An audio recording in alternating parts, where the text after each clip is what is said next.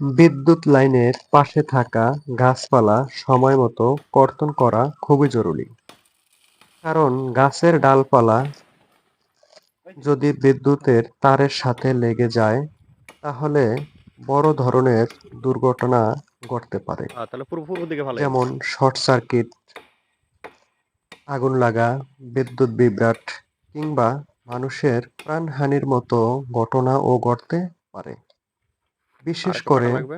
ঝড় বৃষ্টি বা বাতাসের সময় গাছের ডাল ভেঙে তারের উপরে পড়ে পুরো এলাকা বিদ্যুৎ সরবরাহ বন্ধ হয়ে যেতে পারে।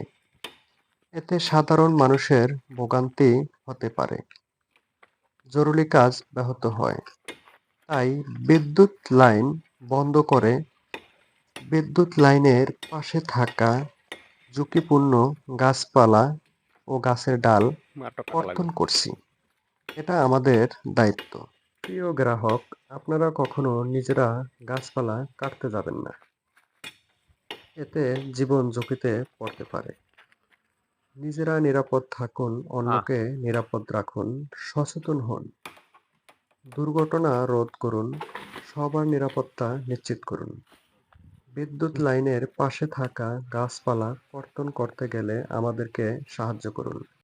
ভালোভাবে গাছপালা কর্তন করতে পারলে আপনাদের জন্যই সুবিধা। কারণ বিদ্যুৎ ব্যবহার আপনারাই করবেন।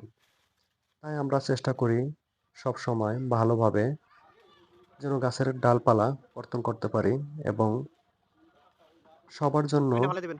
যেন ফালাই দিন। সুবিধা হয়। কারণ ভালোভাবে গাছপালা কর্তন করতে পারলে আপনাদের জন্য ভালো হবে। কারণ এতে সর্বদা আপনারা ভালো বিদ্যুৎ ব্যবস্থা পাবেন এবং আমাদেরকে সর্বদা হেল্প করুন। কারণ যেহেতু